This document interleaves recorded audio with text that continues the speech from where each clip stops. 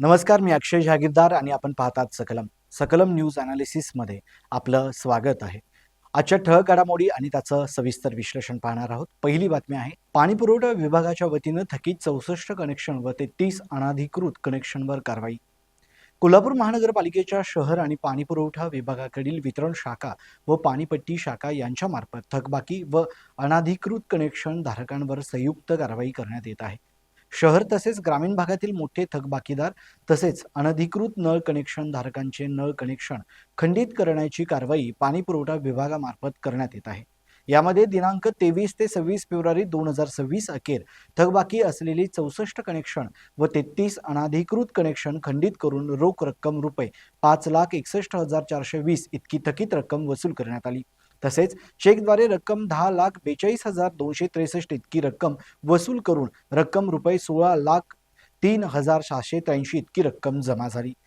सदरची कारवाई शहरातील लक्षतीर्थ वसाहत, चंबूखडी, शिंगणापूर, मातंग वसाहत, झोपडपट्टी एरिया, भगतसिंग वसाहत, राजारामपुरी 7, 8 व 9वी गल्लीमध्ये झोपडपट्टी एरिया, गंगावेश, दत्त गल्ली, पाडळकर मार्केट परिसर, लक्ष्मीपुरी, जय शिवराय चौक, श्रेयश पार्क, गजानन महाराज नगर, कावळा नाका परिसर, Sanjay Gandhi society, golden gym, Tarabai park इत्यादी भागांमध्ये कनेक्शन खंडित करण्याची कारवाई करण्यात आली आहे. सदरची कारवाई आयुक्त के मंजुलक्ष्मी, अतिरिक्त आयुक्त शिल्पा दरेकर, उपायुक्त परितोष कंकाळ व जल अभियंता हर्षजित घाटगे यांच्या मार्गदर्शनाखाली करण्यात आली. या कारवाईमध्ये शाखा अभियंता राजेंद्र उजरे, मयुरी पटवेगार, प्रिया पाटील, महानंद सूर्यवंशी, सुनील बाहिक, पथक प्रमुख अजित मोहिते, मधु कदम, अमर बागल, संजय पाटील यांनी केली. सदरची मोहीम येथून पुढेही सुरू राहणार असून पाणी बिलाची थकीत रक्कम वेळेवर भरणा करावी व नळ कनेक्शन बंद करणे, वर्तमानपत्रात नाव प्रसिद्ध करणे, मिळकतीवर बोजा नोंद करणे यासारखे कटू प्रसंग टाळावेत असे आवाहन महानगरपालिकेच्या पाणी पुरवठा विभागाच्या वतीनं करण्यात येत आहे. धोका की धोका, अजितदादांच्या मृत्यूवर एफआयआरचा वाद, राज ठाकरे यांचा सरकारला थेट सवाल. अजितदादांच्या मृत्यू प्रकरणी हा केवळ अपघात होता की घातपात असा सवाल पुन्हा एकदा तीव्र झाला असून एफआयआर नोंदवण्यावरून सरकारवर संशयाचं सावट निर्माण झालं आहे. धोक्यामुळे झाला की धोक्यामुळे असा थेट प्रश्न उपस्थित करत मनसे अध्यक्ष राज ठाकरे यांनी सरकारला जाब विचारलेला आहे. राष्ट्रवादी काँग्रेस शरदचंद्र पवार पक्षाचे आमदार रोहित पवार यांनी अजितदादांच्या मृत्यूची सखोल चौकशी व्हावी आणि त्यासाठी व्यापक पाठबळ मिळावे या मागणीसाठी आज राज ठाकरे यांची भेट घेतली. या भेटीत संपूर्ण घटनाक्रम सादर करण्यात आला. त्यानंतर राज ठाकरे यांनी पत्रकारांशी बोलताना एफआयआर नोंदवण्याबाबत सरकारच्या भूमिकेवर गंभीर प्रश्नचिन्ह उपस्थित केले. राज ठाकरे म्हणाले, जर हा केवळ अपघात असेल आणि त्यात कोणताही घातपात नसेल तर तक्रार नोंदवण्याला सरकारकडून अडथळे का आणले जात आहेत, यामुळेच काहीतरी काळेभेर आहे असा संशय निर्माण होतो. सूत्रांच्या माहितीनुसार मरीन ड्राईव्ह पोलीस ठाण्यात एक अधिकारी एफआयआर नोंदवण्यासाठी बसला असताना वरिष्ठ पातळीवरून त्याला थांबवण्यात आल्याची चर्चा आहे. संबंधित डीसीपीने हस्तक्षेप केल्याचा आरोपही पुढे येत आहे. या पार्श्वभूमीवर सरकारची भूमिका अधिकच संशयास्पद वाटत असल्याचे विरोधकांचे म्हणणे आहे. राज ठाकरे यांनी हा विषय कोणत्याही राजकारणाच्या पलीकडचा असल्याचं स्पष्ट करत हा महाराष्ट्रासाठी अत्यंत दुर्दैवी प्रसंग आहे, सत्य बाहेर येणे आवश्यक आहे असे नमूद केले. त्यांनी रोहित पवार यांना सुरू असलेल्या विधानसभा अधिवेशनात हा प्रश्न ठामपणे मांडण्याचा सल्ला दिला. तसेच राष्ट्रवादीच्या खासदारांनी हा मुद्दा लोकसभेत उपस्थित करावा अशीही सूचना त्यांनी केली.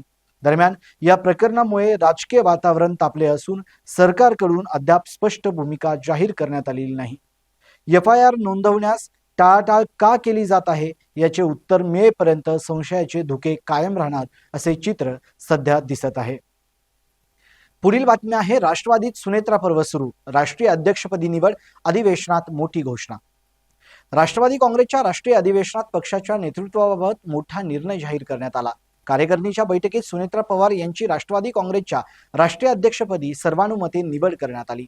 पक्षाचे कार्यकारी अध्यक्ष प्रफुल्ल पटेल यांनी त्यांच्या नावाची औपचारिक घोषणा करत पक्षाला नव्या ऊर्जेने पुढे नेण्याचा विश्वास व्यक्त केला. सुनेत्रा पवार यांच्या नेतृत्वाखाली राष्ट्रवादी काँग्रेस पुन्हा एकदा भरारी घेईल असे पटेल यांनी सांगितले.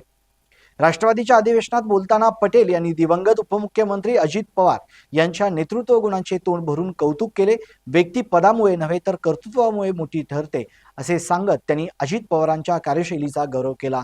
तसेच नाव न घेता रोहित पवार यांच्यावर अप्रत्यक्ष टीका करत काही जण पक्षाला सल्ले देत असल्याचा टोला लगावला.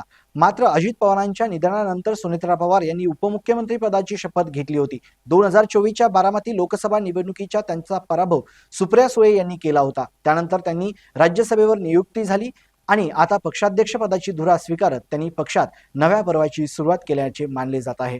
पुढील बातमी आहे शेतकरी कर्जमाफीबाबत मोठी खुशखबर. सभागृहातच मुख्यमंत्री देवेंद्र फडणवीसांची महत्त्वाची घोषणा. राज्याच्या अर्थसंकल्पीय अधिवेशनात शेतकरी कर्जमाफीचा मुद्दा केंद्रस्थानी असताना मुख्यमंत्री देवेंद्र फडणवीस यांनी विधानसभेत महत्त्वाची माहिती दिली. राज्यपालांच्या अभिभाषणावर बोलताना फडणवीस यांनी सांगितले की मागील वर्षी आलेल्या संकटाच्या काळात शेतकऱ्यांना थेट 15,472 कोटी रुपयांची मदत डीबीटीद्वारे त्यांच्या बँक खात्यात जमा करण्यात आली आहे. शेतकरी अडचणीत असताना सरकार त्यांच्या पाठीशी ठामपणे उभे आहे असा विश्वास त्यांनी व्यक्त केला.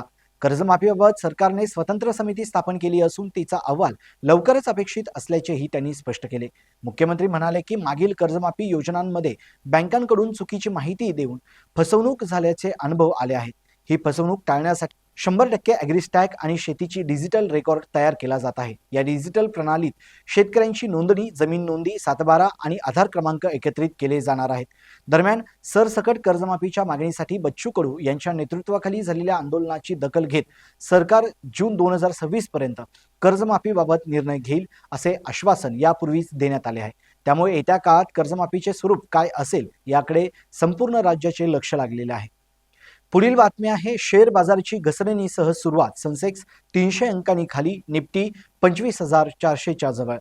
आठवड्यात शेवटच्या दिवशी देशांतर्गत शेअर्स बाजाराची सुरुवात घसरणीसह झाली. सुरुवातीपासूनच विक्रीचा दबाव दिसून आल्याने प्रमुख निर्देशांक लाल रंगात व्यवहार करत होते. सकाळी सुमारे 9:21 बीएसईनी सेन्सेक्स 274 अंकांनी घसरून 81.974 वर होता, तर निफ्टी 50 93 अंकांनी खाली येत 25,400च्या आसपास व्यवहार करत होता. बँक निफ्टीसह सुमारे 196 अंकांची घसरण नोंदवली गेली. मिड कॅप आणि स्मॉल कॅप निर्देशांकही दबावाखाली होते. मात्र आयटी क्षेत्रात 1.5% तेजी दिसून आली. निफ्टीतील 50 पैकी केवळ 10 शेअर्स हिरव्या रंगात होते.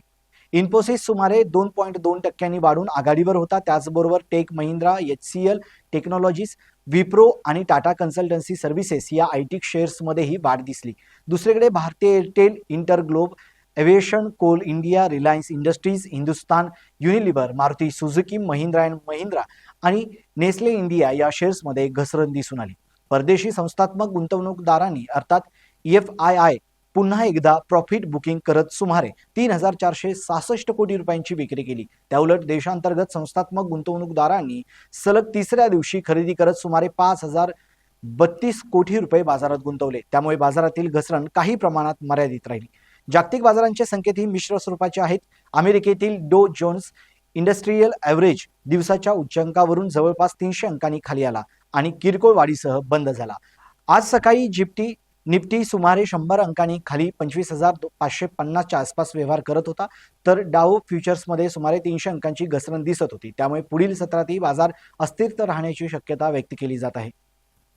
पुढील बातमी आहे एप्रिलपासून E20 95 RON पेट्रोल बंधनकारक. वाहनधारकांच्या खिशावर काय परिणाम? केंद्र सरकारने इंधन धोरणात महत्त्वाचा बदल करत 1 एप्रिलपासून देशभरात E20 म्हणजेच 20% इथेनॉल मिश्रित 95 RON पेट्रोल विक्री बंधनकारक करण्याचा निर्णय घेतला आहे. हा नियम सर्व राज्य आणि केंद्रशासित प्रदेशांमध्ये लागू होणार असून इंधनाची गुणवत्ता एकसमान ठेवण्याचा उद्देश आहे. या निर्णयामुळे कच्च्या तेलाच्या आयातीवर खर्च कमी करण्यास आणि प्रदूषण आटोक्यात आणण्यास मदत होईल असे सरकारचे म्हणणे आहे. पेट्रोलियम मंत्रालयाने 17 फेब्रुवारी रोजी स्पष्ट केले की भारतीय मानक ब्युरोच्या BSI निकषांनुसार 20% इथेनॉल मिश्रण असलेले 95 RON पेट्रोलच विकले जाईल. 95 RON म्हणजे रिसर्च ऑक्टेन नंबर असून हे प्रीमियम किंवा हाय ऑक्टेन पेट्रोल म्हणून ओळखले जाते. ऑक्टेन नंबर जास्त असल्यास इंजिनमध्ये इंधन अधिक नियंत्रित पद्धतीने जळते आणि प्री इग्निशनचा धोका कमी होतो. त्यामुळे वाहन सुरळीत चालण्यास मदत होते. तथापि जुन्या वाहनांमध्ये E20 इंधन वापरल्यास मायलेज 3 ते 7% घटण्याची शक्यता तज्ज्ञांनी व्यक्त केली आहे. त्यामुळे काही वाहनधारकांच्या इंधन खर्चात वाढ होऊ शकते. नव्या E20 सुसंगत इंजिन असलेल्या वाहनांवर मात्र फारसा परिणाम होणार नाही. दीर्घकालीन दृष्टीने देशाच्या इंधन स्वावलंबनासाठी हा निर्णय महत्त्वाचा मानला जात असला तरी सर्वसामान्यांच्या खिशावर त्याचा नेमका किती परिणाम होतो हे येत्या काही महिन्यात स्पष्ट होणार आहे. पुढील बातमी आहे शाहू मिल स्मारकाला गती मिळणार, आराखडा सादर करण्याचे निर्देश. कोल्हापुरातील राजर्षी शाहू महाराजांनी स्वातंत्र्यपूर्व काळात सुरू केलेली शाहू मिल बंद पडली. या जागेवर राजर्षी शाहू महाराजांचा आंतरराष्ट्रीय स्मारक उभारण्यात येणार आहे. या संदर्भात राजर्षी शाहू महाराज आंतरराष्ट्रीय स्मारकाचा आराखडा उच्चस्तरीय समितीकडे सादर करा, असे निर्देश वस्त्रोद्योग मंत्र्यांनी दिले आहेत, अशी माहिती आमदार राजेश क्षीरसागर यांनी दिली. राजर्षी शाहू महाराजांनी शाहू मिलची उभारणी केली. काळाच्या ओघात 2003 मध्ये ही मिल बंद पडली. शाहू मिलच्या मोक्याच्या जागेवर अनेकांना डोळा ठेवून खासगीकरणाचा प्रयत्न केला, मात्र जनतेनं तो हाणून पाडला. त्यानंतर सातत्याने शाहू मिलच्या जागेवर शाहू महाराजांचे जिवंत स्मारक उभे करावे अशी मागणी होत आहे. शाहू मिलची सुमारे 27 एकर जागेवर राजर्षी शाहूंचे आंतरराष्ट्रीय स्मारक व्हावे अशी मागणी डिसेंबर 2012च्या हिवाळी अधिवेशनात केल्याचंही आमदार क्षीरसागर यांनी सांगितलं आहे. अर्थसंकल्पीय अधिवेशनात शाहू मिल येथे मंजूर राजर्षी शाहू महाराजांचे आंतरराष्ट्रीय स्मारक उभारून परिसर सुशोभित करण्याच्या दृष्टीने आवश्यक प्रस्ताव तात्काळ मागवून घेऊन अर्थसंकल्पामध्ये निधीची तरतूद करावी अशी मागणी मुख्यमंत्री देवेंद्र फडणवीस यांच्याकडे केली होती, अशी माहिती आमदार राजेश क्षीरसागर यांनी दिली आहे. सद्यस्थितीत वस्त्रोद्योग विभागाने स्मारकाबाबत सर्वसमावेशक आराखडा बनवलेला आहे. तो उच्चस्तरीय समितीकडे सादर करण्याचे निर्देश आता वस्त्रोद्योग मंत्र्यांनी दिलेले आहेत. पुढील बातमी आहे, बांगलादेशात हाय व्होल्टेज ड्रामा, राष्ट्राध्यक्षांचा युटर्न, शेख हसीनांच्या राजीनाम्यावर नवा संभ्रम. बांगलादेशमध्ये सार्वत्रिक निवडणुकांनंतर राजकीय संघर्ष अधिक तीव्र झाला असून राष्ट्राध्यक्ष मोहम्मद शाहबुद्दीन यांनी अंतरिम प्रशासन प्रमुख मोहम्मद युनुस यांच्यातील वाद चव्हाट्यावर आला आहे. युनुस यांनी अमेरिकेसोबत गोपनीय करार केल्याचा आरोप राष्ट्राध्यक्षांनी केला असून यामुळे सत्ता संघर्ष उफाळला आहे. दरम्यान जमात-ए-इस्लामनी राष्ट्राध्यक्षांवर टीका करत युनुस यांना पाठिंबा दर्शवला आहे. वादाला अधिक कलाटणी देताना राष्ट्राध्यक्षांनी माजी पंतप्रधान शेख हसीना यांच्या राजीनाम्याबाबत यू टर्न घेतला आहे.